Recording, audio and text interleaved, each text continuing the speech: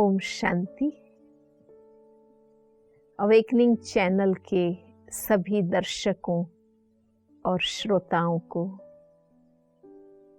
आज हम आने वाले नए वर्ष के लिए कुछ विचार देंगे।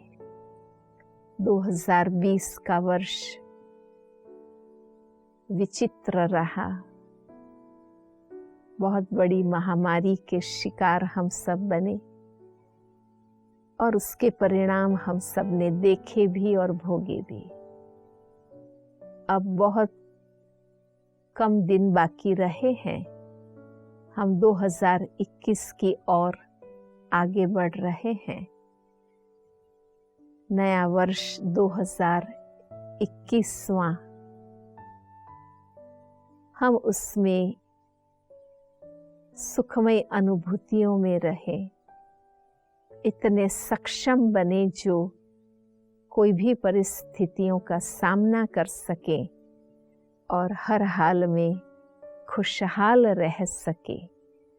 उसके ऊपर हमें सोचना है और ठोस योजना बनानी है। समय बदलता है, परिस्थितियां बदलती रहती हैं। हमें नया वर्ष कोरोना महामारी से सीखे हुए कुछ सबक के साथ और स्व परिवर्तन की शुभ भावना के साथ आगे बढ़ना है। हमें अपने जीवन के अंदर स्वच्छता, पवित्रता को स्थान देना है, क्योंकि स्वच्छता हमें सुकून देती है। व्यक्तिगत शरीर, जीवन, दिनचर्या और परिवार, समाज, देश और विश्व के सामने रहकर उनको बुद्धि में रखते हुए स्वच्छता के महत्व को और मानव जीवन के मूल्य को समझना है। आलस के कारण, गंदी आदतों के कारण, खुद के स्वार्थ के कारण कई बार हम पर्यावरण की शुद्धि नहीं रखते हैं।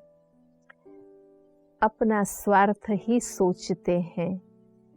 औरों के जीवन के बारे में, हमारी आने वाली पीढ़ी के अस्तित्व के बारे में ध्यान नहीं रखते हैं। अल्पकाल की प्राप्तियां, भौतिक प्राप्तियां बुद्धि में रखते हैं और नीरी स्वार्थ वृत्ति से हम स्वच्छता को खत्म कर देते हैं। तो एक तो हम सभी ये लक्ष्य लें कि हमें अपने शारीरिक स्तर पर भी हर कर्मेंद्रियों की, हमारे आहार विहार की, हमारे दिनचर्या की शुद्धि की धारणा करनी है। दूसरा, हमें निरंतर अपनी आंतरिक शक्ति को बढ़ाना है, जिसको प्रतिकार करने की शक्ति कहते हैं, फिजिकल इम्यूनिटी पावर कहते हैं। तो हमें अपने दिनचर्या को, कब सोना, कब उठना, किस प्रकार का खाना खाना, कौन सी गंदी आदतें आहार विहार में नहीं रखना, ऐसे बुरे व्यसनों का शिकार नहीं होना, तो ये और सात्विक, शुद्ध, पौष्टिक खुराक लेना, तो इस बात का हम ध्यान रखें ताकि फिजिकल इम्यूनिटी बरोबर बनी रहे। कोरोना महामारी में ये सबक हमने सीखा कि जो फिजिकली फिट थे, एम्पावर्ड थे, उनको उसका असर ज़्यादा नहीं हुआ। तो हम अपने फिजिकल इम्यूनिटी को बुद्धि में रखते हुए दिनचर्या, आहार विहार को शुद्ध, सात्विक और पौष्टिक रखें। तीसरी बात, कोई भी परिस्थितियों का सामना या कोई भी परिस्थितियों को जो हम रेस्पॉन्ड करते हैं वो हम अपनी आंतरिक स्थिति से करते हैं, आत्मा की स्थिति से करते हैं। तो अगर हम अपनी स्पिरिचुअल इम्यूनिटी डेवलप करेंगे, इसको भी महत्व देंगे, तो हम परिस्थितियां आने पर डिप्रेस नहीं हो जाएंगे, टेंस नहीं हो जाएंगे, फ्रस्ट्रेशन नहीं आएगा, घबराहट और कंफ्यूजन नहीं होगा। कितने लोग इस आंतरिक शक्ति के अभाव के कारण डिप्रेशन में चले जाते हैं, आत्महत्या कर लेते हैं और तनाव में आकर रिएक्ट करने लगते हैं। तो हम केवल शरीर नहीं हैं, हम चैतन्य शक्ति हैं। हम आत्मा ही परिस्थितियों को प्रतिभाव देते हैं, तो हमारा प्रतिभाव सकारात्मक दे।